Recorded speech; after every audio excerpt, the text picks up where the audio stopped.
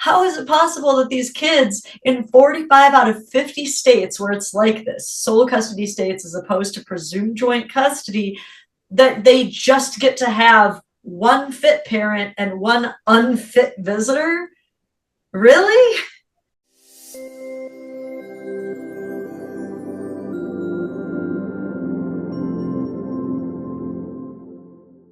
What led you to talk about all of this stuff, or was it your relationship with your own dad? I'm curious to know your story. Yeah, I had no idea what family court was like for Mm, most of my life because mm, my parents have always been married. I have an mm. amazing relationship with my dad. My mom is a very hardworking woman who made sure that we never went without, but she'll admit she was not a kid person. My dad loves kids, loves them. I gave him a granddaughter on his birthday, and so he loves her too.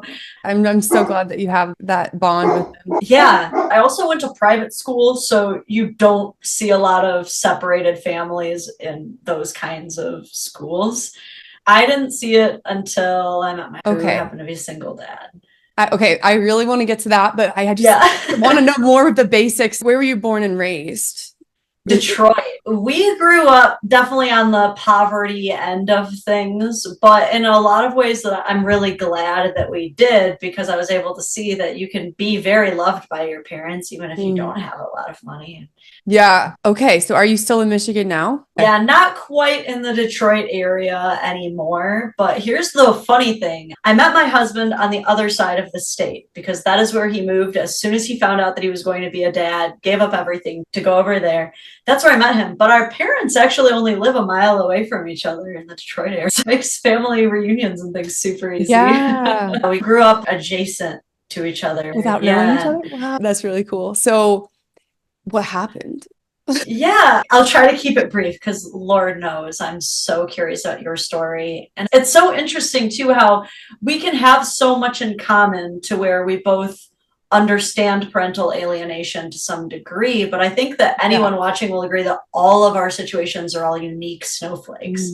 Mm. There's no two that's ever the same. And yet there's a lot of commonalities that lead to parental alienation, despite all these differences. Yes.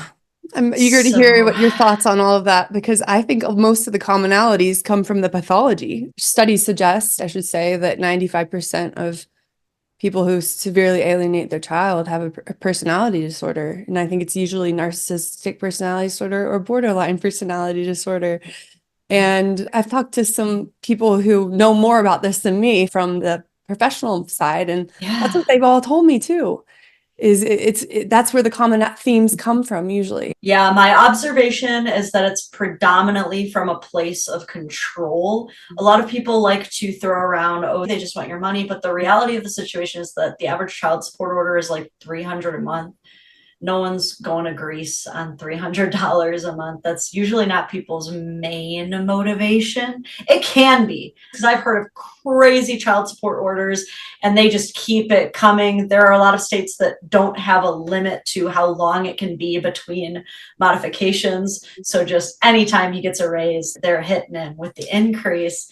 So I've definitely heard of that. But I think almost all of the cases have an element of control. That's what people miss because the targeted parents or even experts, it's like very clear to them that the parent is using the child to hurt the other parent. But the thing that I see them not talking about as much is that they're alienating the child to isolate and control the child.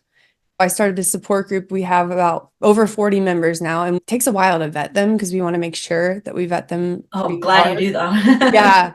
And so we have 20 more in the vetting process, but everybody that I've talked to, I really can't think of even one person who hadn't been put through another form of abuse because of the alienation. Yeah, you actually had a clip where I believe you were talking to some gentleman about the topic, and Mhm. you were touching on how when you were being alienated, it felt like you were put into this box, this Mhm. prison where you were very caged.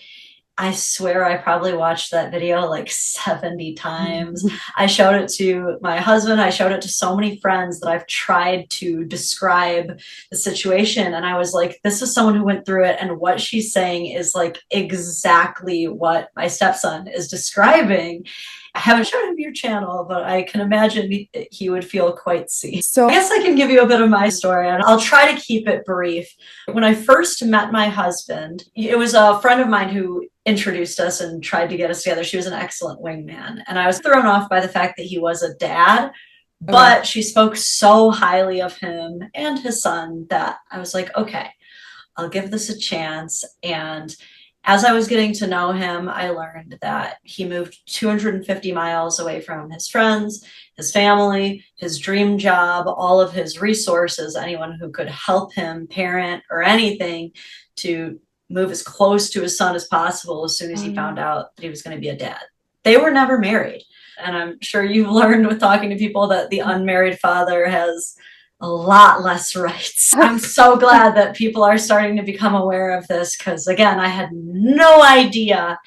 And we really played it slow for a very long time. For several months, I knew that he got his son after school until she was done with work. So for a good few hours, every single day. And he always spoke very highly of her. So it seemed like everything was good. And I was very charmed by what an involved father he was. Even though I was standing back, I was not meeting the kid for, it was like a year. We wanted to take things slow. And we felt like we were doing everything right. The slow introductions, making sure things were good. And then he told her that he was serious about someone. And it turned into a big explosion. wait, so she didn't know you were in the picture that whole time?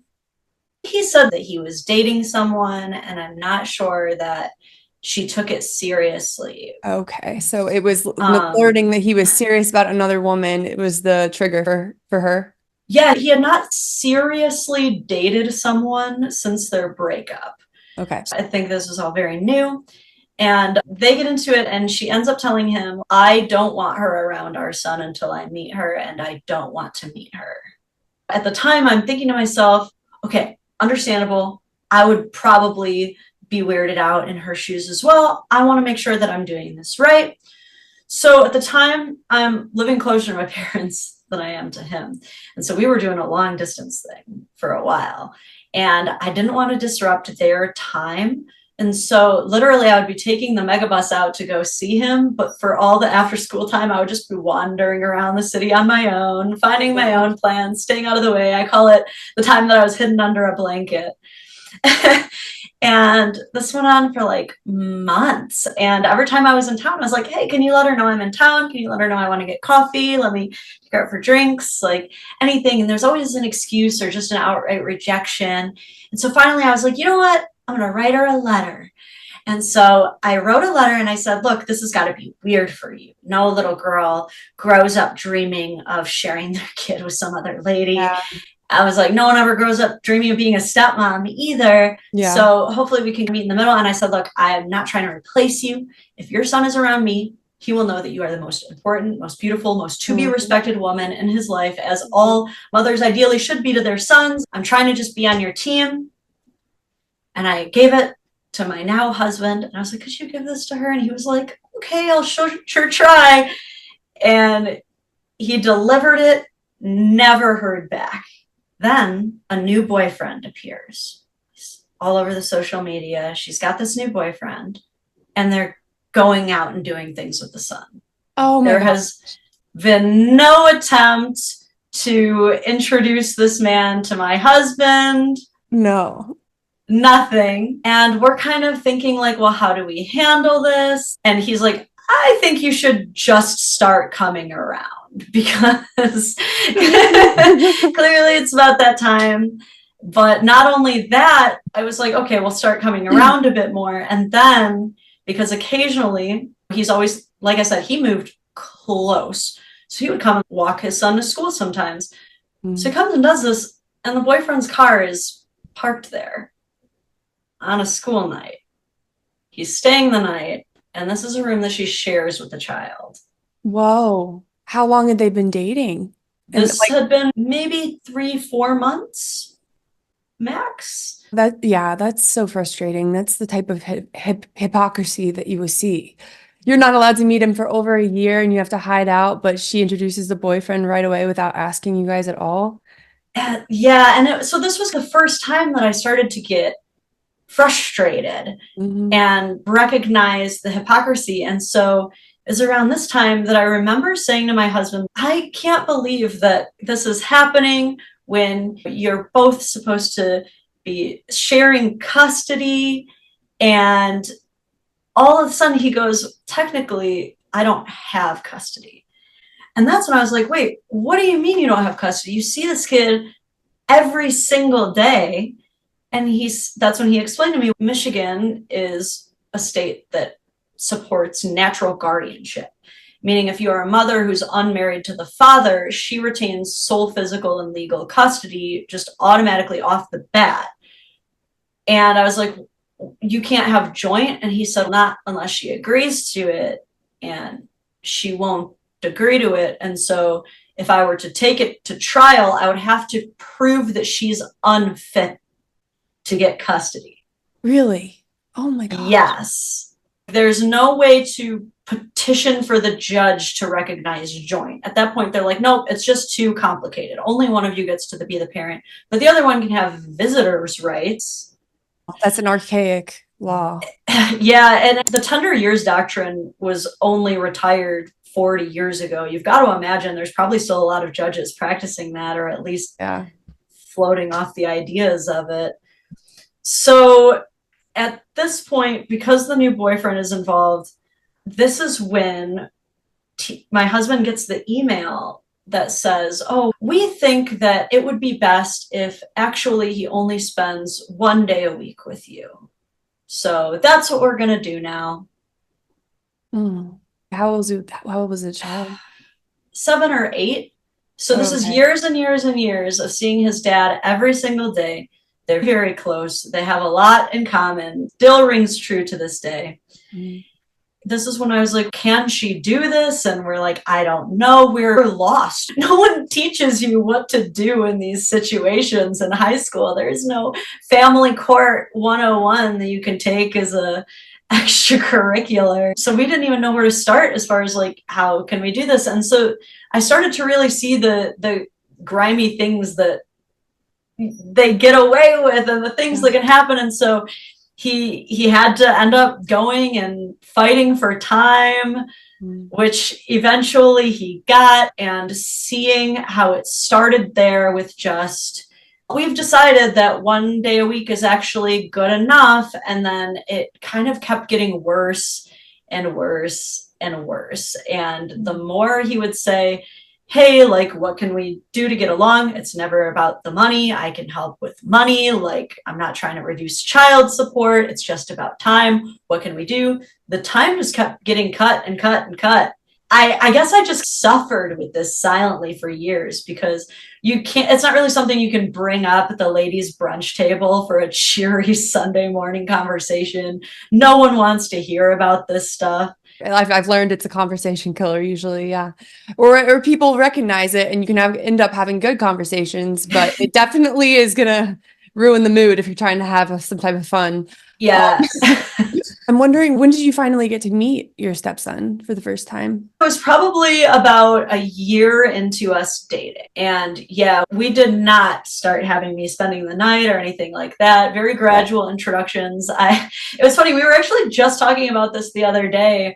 I don't remember how it got brought up, but I think it was something like my daughter had asked if Dylan was okay with me joining the family or something. I don't remember how exactly she said it, but she said, oh, I've actually asked your brother like every step of the way if he's okay with me being here. I asked him if I could date his dad. I asked him if I could marry his dad. And he was like, I actually remember all of that. You did do all of those things. How old is he now? 15. So I met him when he was, I first met him when he was 5. Oh, so it's been a good decade. Yeah, you've been there for most of his childhood. Yeah, I remember when we passed the halfway point, and I was like, I've officially known you for over half of your life. Oh, that's so sweet. You don't need to go into detail with this if you don't want to, but did it have an effect on him? Did you notice an effect on him? It's very interesting, yeah, because there's been a lot of rebellion and things on his end, a lot less because it's been metaphorically beat out of him. Whenever there was a lot of protest at the beginning. As soon as time was really dramatically cut, there was a lot of I hate yous and things like that that we had to talk out and be like, I know that you're frustrated, and we certainly don't want to spend less time with you, but I think you're more angry at the situation. Maybe we don't say that. He's always, since I've met him, wanted just shared time with the parents, constantly expressing it. And the thing is, a lot of parents will speak out against 50-50 and say, a lot of kids get stressed. I got stressed. I don't like all those transitions. I didn't like it. I would have rather had every other weekend. And to be honest, if at any point in time my stepson said to his dad, like, I don't like the transitions. I like every other weekend. I'm happy with this time. It is too stressful. We would listen. We wouldn't even be here. I wouldn't have this channel. But the reason that I end up even creating this page and feeling the need to rant, which I had no idea would blow up like this. I want to hear more about that, the beginnings of the Dadvocate. I thought it would just be a little place to vent off some steam now and again. Had no clue. But it's because of him. It's been a decade of this boy who lives a mile away from his dad, who's always been available, has always been able to provide, and just not understanding why. Especially because this is a crazy fact, but he has 3 best friends, and 2 of them have 50-50 situations with their parents. Wow. So he's like, why can't I have this? Your husband still doesn't have 50-50? No, because again, we are a sole custody state. If we do get any time that's even close to 50-50, our lawyer explained it as if it is like 55-45, that's enough for them to shift custody to where whoever earns more then has to pay the child support. And as it turns out, she has always earned more than my husband. This is not like a shaming thing. It's just the way it works out. 7 out of 10 women earn more than their wives these days. So she would have to pay him, and a lot more too, unless he wrote to the courts and said that he didn't want child support to be enforced, which he would, honestly. He would have, which a lot of men do. I've noticed that a lot more men refuse to pursue child support when they do have custody. Yeah. I think that's just a societal thing, maybe a little bit of pride. Some of my best friends in this world are single mothers who effectively co-parent with way worse dad than my husband. I have, my best friend included her child's dad until he passed on every single medical record, despite the fact that he really was the definition of a deadbeat. Didn't show up even when she would pay for the plane tickets, pay for everything. And the fact that in my situation, we had an entire diagnosis hid from us for a year. When it's the same medical diagnosis that he shares with his father, and they could have bonded over it. It's one that we knew could have been diagnosed, and we repeatedly emailed asking if there was any more information on the diagnosis, and we found out at a parent-teacher conference through the teacher. Oh my gosh. My husband's situation included a lot of alienation. That sounds like textbook alienation. I'm really sorry for everybody involved and for you guys and your son or your stepson and for your husband. A lot of the time, the effects too on the child, they won't play out into the later teenage, early adulthood. And that's why I'm doing this, is because of the kid's point of view. It's important though to have people recognize what this is. And it's hard for targeted parents to know, I think, what's going on behind closed doors. Because I feel like you were probably in the realm of being isolated or kept away in some way. It's narcissistic abuse on a child, essentially. What it is narcissistic abuse on a child. I was a shell of myself by the end of it. and it's my own mom. And she literally grew me. Like, she kept me safe, kept me fed, kept me alive, made me believe that she's the only person who ever loved me, that she's the only person who ever cared about me. She told me that God put certain people on the earth to suffer, just to suffer. It's their sole purpose on earth, and I'm one of these special souls. That's a hell of an excuse. I have not heard that one before, but wow, she went Super Saiyan mental gymnastics to come up with that one. No, Lauren, what she would tell me is she'd be like, your dad is saying crazy things, like that I'm making you believe all these things about him. I'm worried you're going to blame me for your relationship with your dad down the line. And I would say, as a kid, a 9-year-old, 10-year-old, of course not, Mom, this is all my decision. That's not true. That's not true at all. So that she could hide in plain sight, because that way she had already gotten my brain to rehearse what I would say if anybody ever came to me and question things, or if my dad ever brought things up in that way, I would be able to say, I already went through that with Mom. So yeah, no, Dad, you're just trying to manipulate me. There was a video that I watched of yours where I could tell that the effects of her, I don't know what to even call it, maybe her psychic damage, maybe is what my stepson calls it when he's getting guilted and things like that, which is sad that he has a term for it now. But you were talking about how it took someone else pointing out to you that your mom would always say, I'm just trying to protect you. I'm just trying to protect you. And it took someone pointing out to you, she was trying to protect you. Why did she send your brothers over there?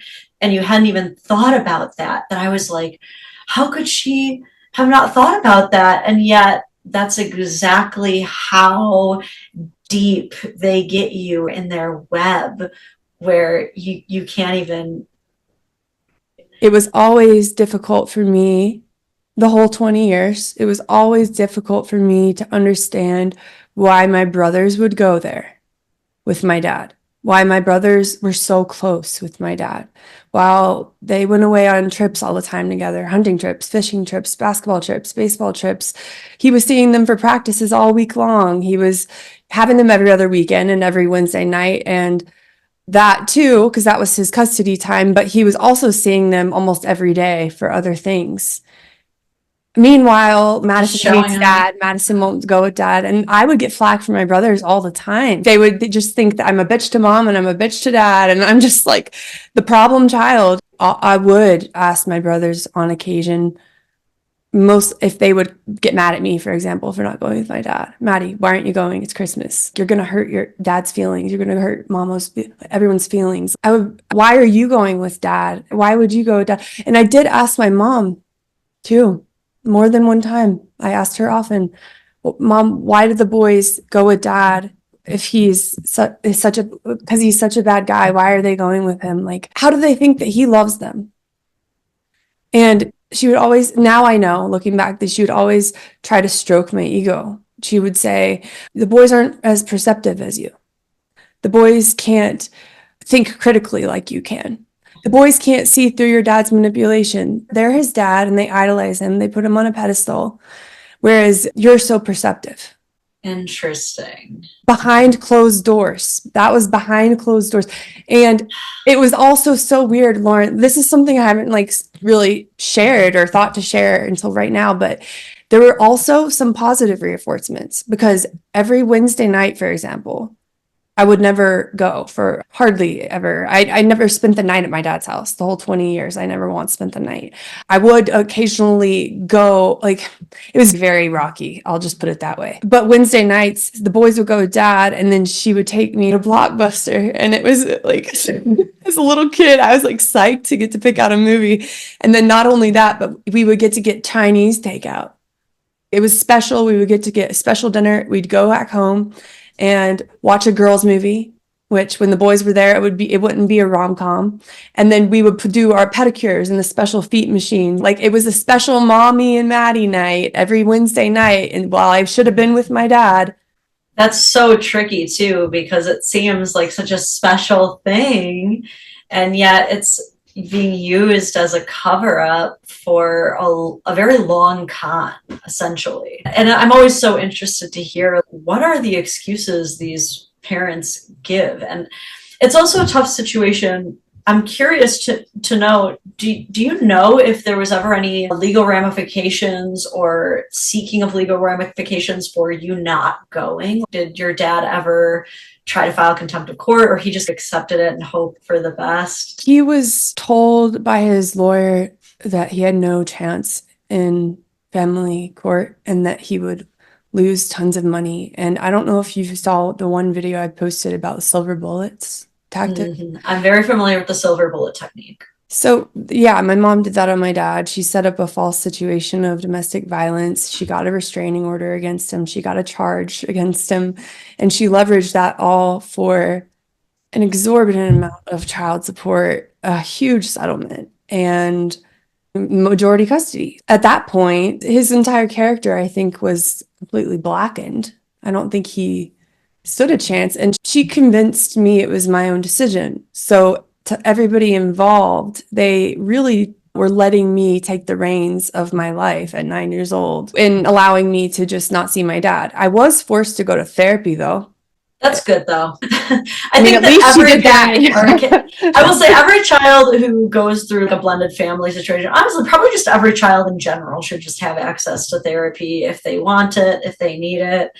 It helped me out. I'm glad, but I'm also thinking back to it a lot. And basically, once I was put in therapy, I never left. It was a hard time. And certain therapists definitely reinforced the alienation because they would believe me at face value and encourage me to cut my dad off completely or celebrate if I did that. Or it was very confusing doing the family therapy as a child because my mom would be so excited and happy behind closed doors if I would validate her beliefs about my dad, which I believe too, because she believes them. And it's love making their parents happy. Yeah, well, I believed everything hook, line, and sinker. Like you hear some alienated kids who are lying and they know they're lying. I was never making a false accusation. I was believing things about my dad that were completely wrong. But to go back to the therapy point, my mom behind closed doors, I was her therapist pretty much. Then in front of the family therapist, in front of my therapist, she would pretend to encourage me to go with him and pretend like she had been encouraging a relationship. And I think it's stuff like that, like the cognitive dissonance that causes in a child. Like, how can my parent be these two different people? And I don't know what's real. That, I think, is what has done the most damage to me. There was a point 2 years ago when I figured all of this out and I was so messed up, but it was such a devastation that I was questioning my ability to know what was real at all. To the point, it's funny, but there's this thing, I'll never forget this. Does anything ever happen to you and you're like, this moment's going to stick around in my head for a long time? So what happened is that I was getting a salad ready to eat for lunch and I looked down at the plate and there's an inchworm on the plate. And I shouted to my husband and I was like, Zach, get over here. There's an inchworm on my salad. And he came over and I looked over to show him and the inchworm was gone. And I was like, I don't know where it went. Never mind. I think I'm seeing things. Next 10 minutes, I convinced myself the inchworm was not there at all because I didn't trust anything in my life, not even my own brain. And then I was done with my food and it appeared on the table, the inchworm, and I started shouting and jumping for joy because I was like, I knew that inchworm was there. I was right. I can trust myself. And that kind of upside down, back and forth, I just want to be able to know what's real so I can have something to stand on. That has been a fallout of this type of abuse that really takes a really big hit on your self-esteem, on your confidence to know that you can trust yourself. Because everyone talks about gaslighting, but no one talks about the process of ungaslighting yourself. And I know exactly what you're talking about too, especially when it's been so long and you replay every lie and moment, especially once you find out the truth and you're like, wait, and they lied to me on this day and at this moment and this, and then you're like, and I was so happy and confident. How, if I could have believed that when there's so many warning signs. Like, what else am I missing here? Yeah. Oh, I guess I just want people, if that people watch this or listen to this, I do want people to know that my experience does not represent all alienated kids. I think that goes without saying. Most people know that, but I just need to say that. It can be very different from person to person, but for my specific case, I fought my mom the whole time. I was angry at her most of my life. Honestly, it's not a good thing to admit, but I never knew why. And Yeah. so I blamed myself, and she blamed me. What kind of daughter hates their mom? What kind of daughter treats their mom like this? Those are things she would tell me. And why don't you love me? I'm such a good mom. I sacrifice everything for you. Why don't you love me? Now I know why I was so angry the whole time. But because it went on for so long, I still blame myself. I think it's going to take a really long time to work that out, especially because there's one common theme I've found with alienated kids is that they're frequently used as the emotional security blanket of their parent. And so they're responsible for anticipating their parents' needs and making sure that their parent is comfortable at all times and that they do not distress the parent. Yes. And that's going to take a toll because you're used to being the responsible one despite having been the child. It's almost like parentification, but of your own parent. Oh, totally is. It's been going on for so many decades. I think that you can become physically free and then the abuser's still living in your head and talking to you. Mm-hmm. And so that's Yeah. the part that takes a long time to get rid of. Maybe the lifetime. It's sad because a lot of people, they'll hear certain dad struggles or alienated moms struggles who are being kept away from their kids, and they'll go, how long left? You only got until they're 18. And it's, I wish parental alienation had a time limit, but it tends to be a lifelong commitment for these people. I think that some people will never stop alienating. It depends on probably case by case, but there are certain types of alienators, I think, and some of them are the pathological kind that they really believe a lot of their own lies, or they've convinced themselves of their own lies. And that's what I've had experience with. So I think it's most of them. Yeah. And people think that they're all consciously lying. And I do have evidence that there are things that there is. This is a hard thing to talk about.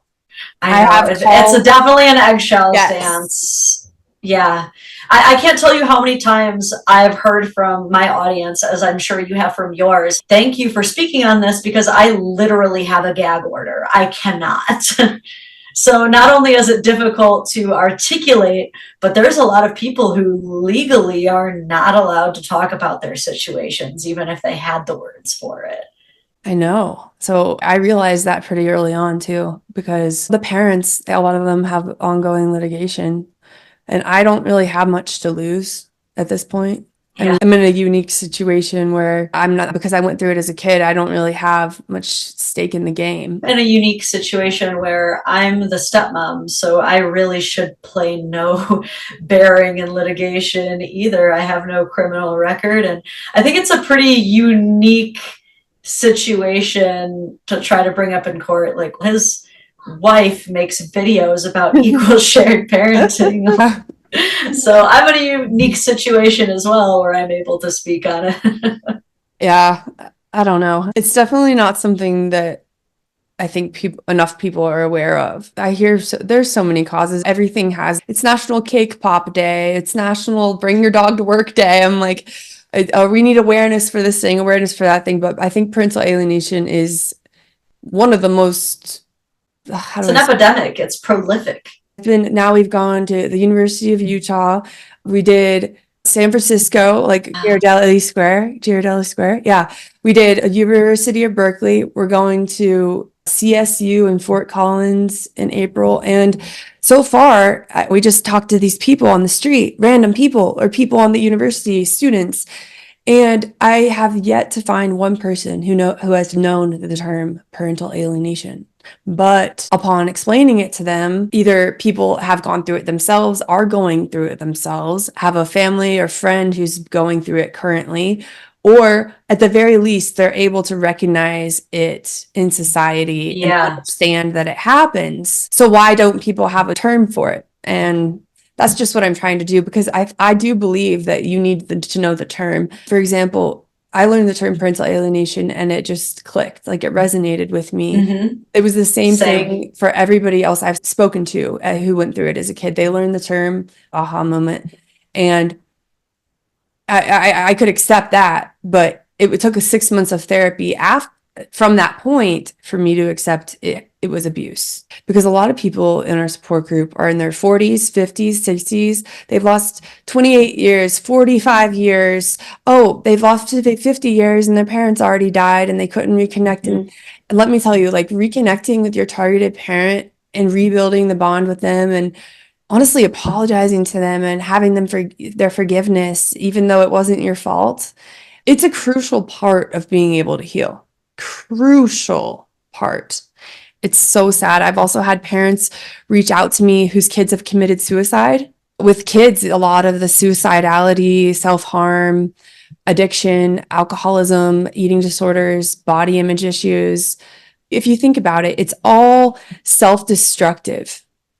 It's all self-destructive. And that's, I think, what, if I could tell anybody, like one important thing to know about all of this is even if you believe that your child's other parent is abusive and bad and doesn't love your child, do not tell your child that you believe that.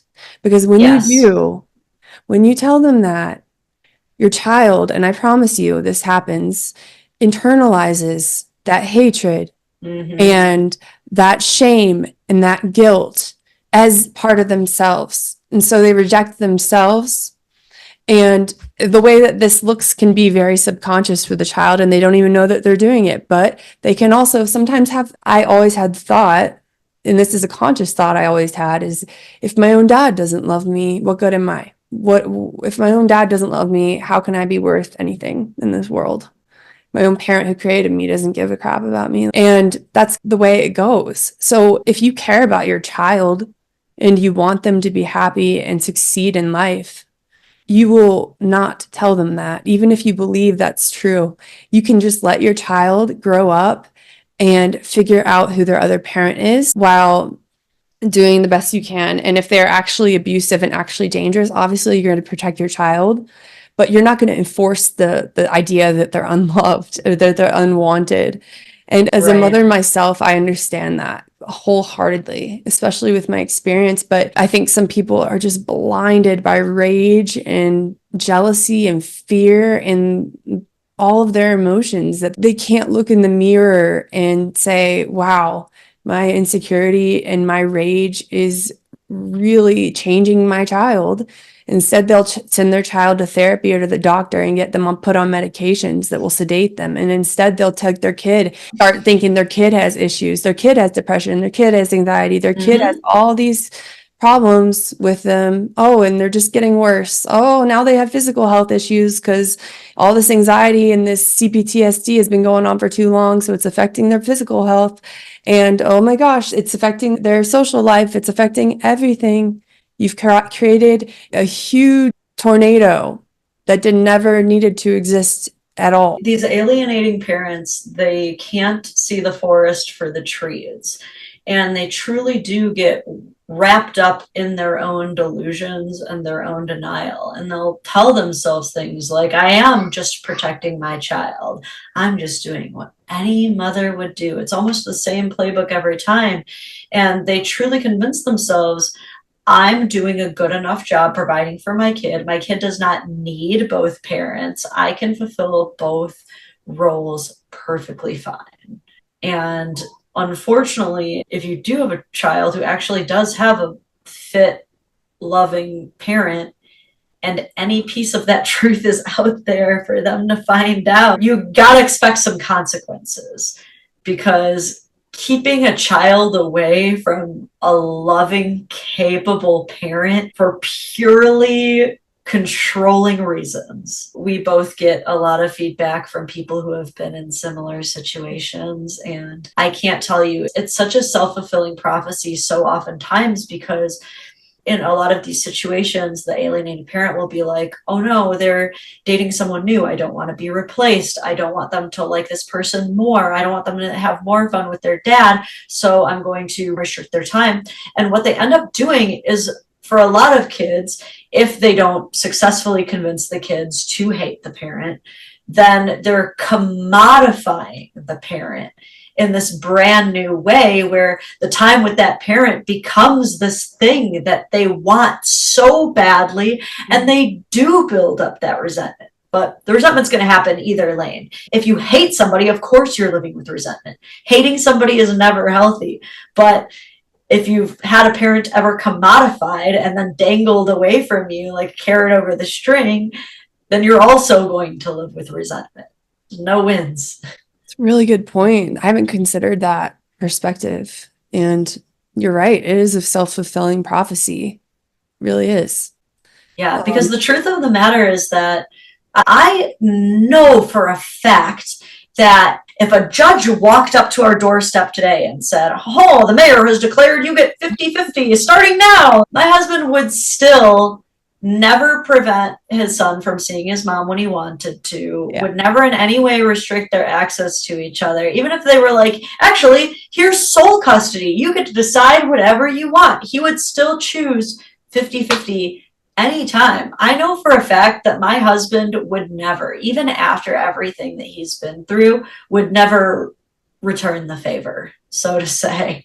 Yeah, I know that's the healthy outlook, because you want your child to have both parents in their life. You never want your child to suffer. You never want your child to think that they're not good enough, or to think that they don't deserve the love of the other parent. That's why, to bring it full circle to the beginning, I think this has to do with a lot of personality disorders. And I think another thing is a fear that they will like the other parent more, that they will choose to spend time with the other parent more, and that they will be rejected. So they decide to take the child for their own and squeeze the life out of them and just suffocate them, because they're so afraid of losing them. And if they just go to therapy and work on that internal fear and heal their own trauma, then they might have a better chance of having the type of relationship with their child. Yeah, it's when parents want to have a close relationship with their child, but they're always snooping on them. It's a similar thing of, I want to know everything about my child, so I'll snoop, but then they end up self-sabotaging because they took it a little bit too far, and now their kid makes sure to hide even more from them. Yeah, I think one thing that I've noticed is that a lot of these parents who do this to kids are stuck at an emotional maturity level that's like, I don't know, maybe 15 years old. That might be giving some people some grace. They'd never really think about that, but their child is going to get older. And once their child reaches an emotional maturity level that's greater than their parents' arrested emotional maturity level, they're going to start having questions.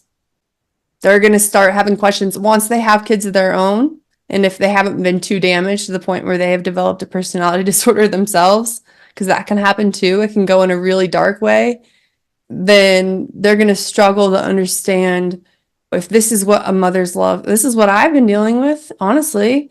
The way I feel about my kids is the love is just so strong and overwhelming. And I just find myself like, if my mom had felt any love like this, like, how could she have X, Y, I and ask Z? myself the same thing. When I look at my stepson, he's not even my biological child.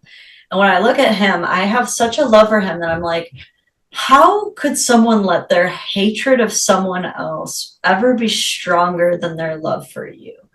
That's the part that I really don't understand. And what's interesting too is in a way, we have such different experiences in one category. And I'm curious to ask you how you feel about children having a say in the courtroom, because, for example, my stepson has always been very vocal about wanting equal shared parenting access.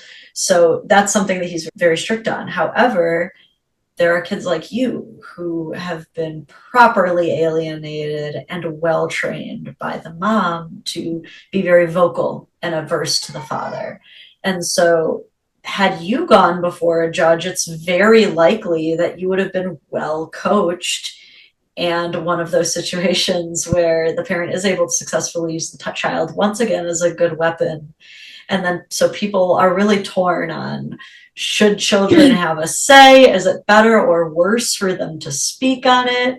Or are you even like the gray area where you're like at a decent age and it should be taken into some consideration? This is a really good question. It's a tough one. I'm glad Sorry to throw the curveball at you. Oh, no, I'm really glad you asked it. I'll tell you, okay, so I do have a lot of beliefs that people might not agree with. Same. And like even my husband last night, I was telling him some things he didn't know I believed, and he's, Maddie, that's pretty radical. But I'm just like, I guess you could call like a naturalist. Like I think the most things that are just the most natural are probably the best way to go. Like Occam's razor a little bit. Yes, I love that book. It's a book, but it's like people forget that we're animals, I think, as well as souls or whatever, what you want to believe. But I think people forget that we're animals too, and they deny biology in a lot of ways these days.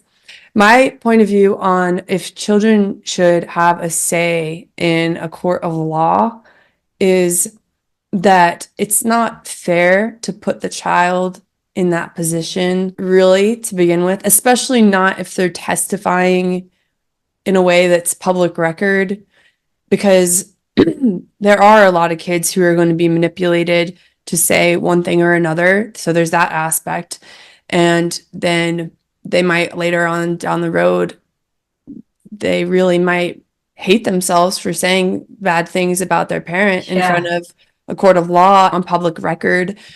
I don't think it's a decision that should be put on the shoulders of the child, because then they have to live with having rejected one of their parents publicly. But I can see and I can appreciate your stepson, for example, who was advocating for what he really did want and what was actually in his best interest. And I do think there's maybe a way to go about allowing kids over a certain age to submit a statement, perhaps a written statement that's sealed.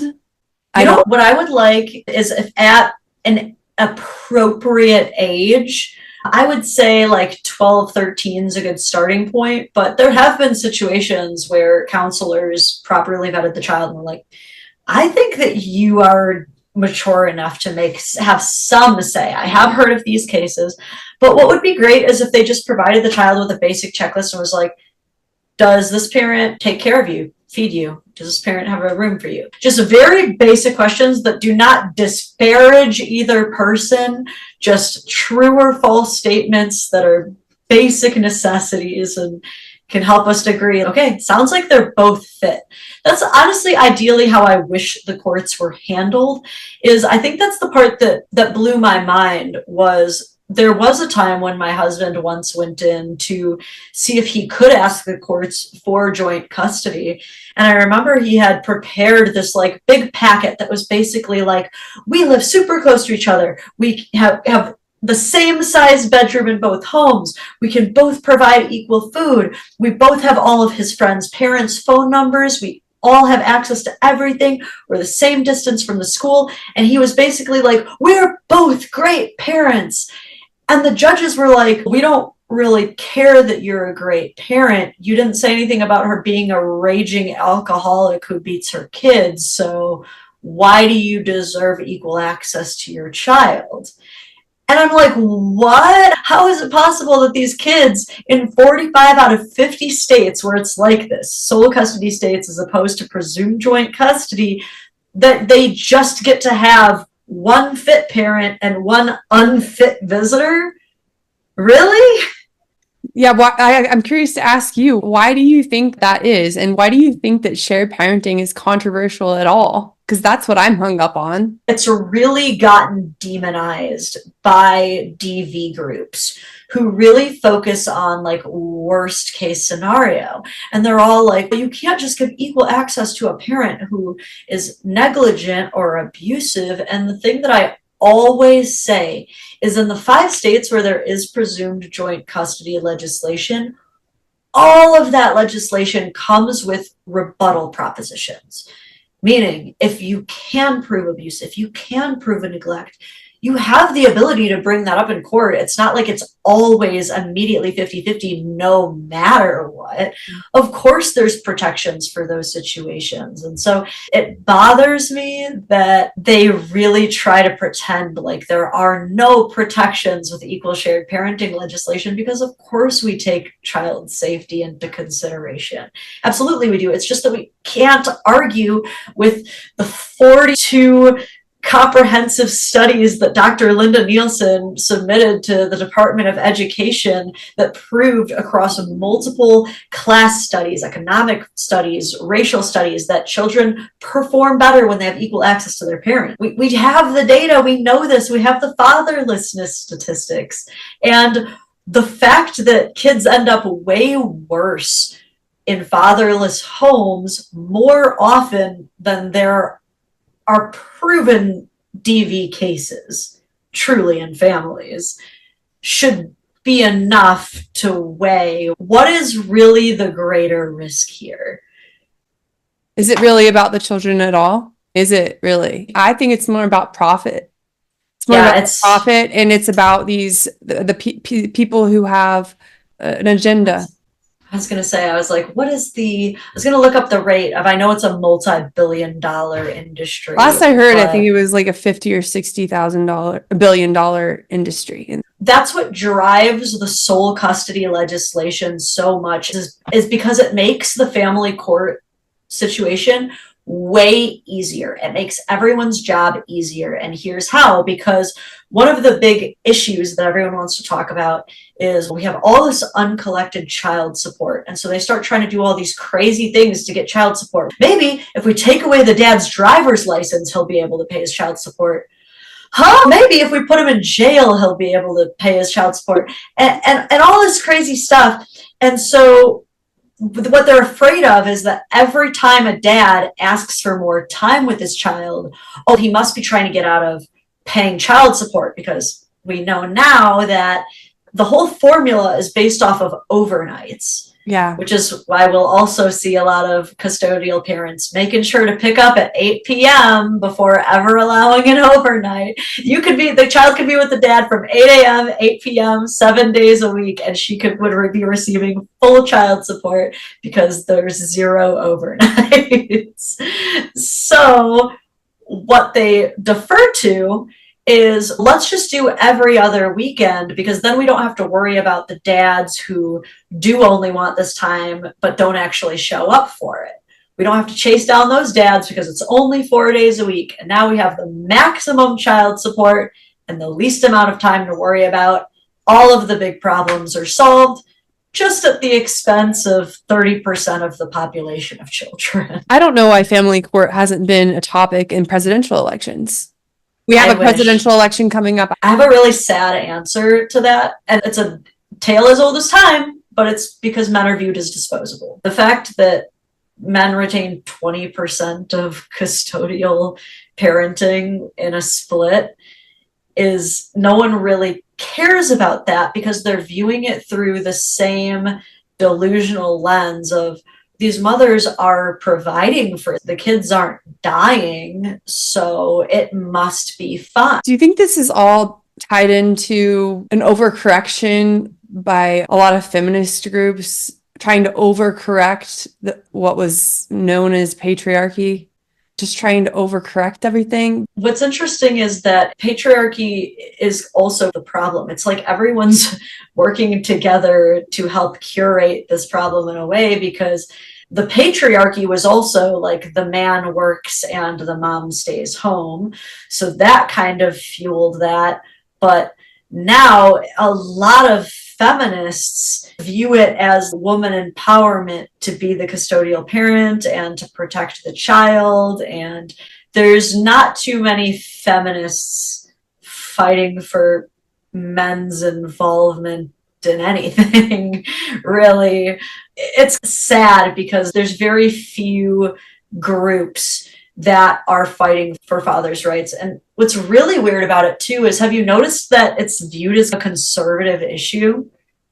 Yes. I'm really glad you brought this up because I don't understand why it's viewed as a conservative issue, but to get even to a more fundamental level of it, why are fathers' rights controversial? That's what I don't understand in the first place.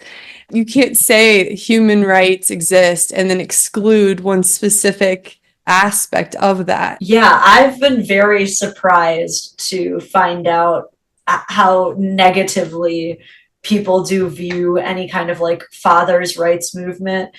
It's definitely a bipartisan issue. Maybe people have different views on this, but I do think it's tied to trying to get rid of the nuclear family unit in society.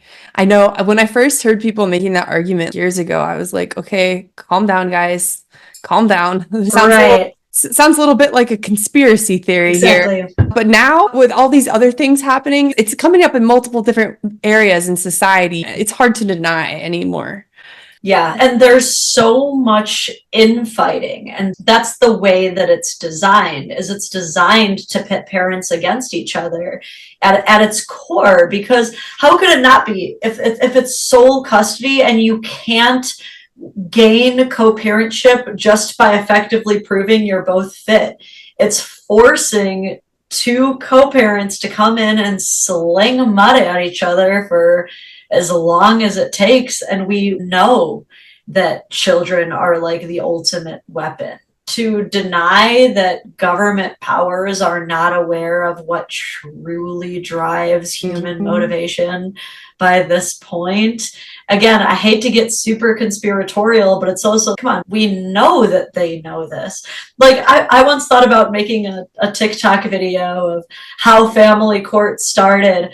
And I thought about having like a farmer overhearing a tiff between a couple.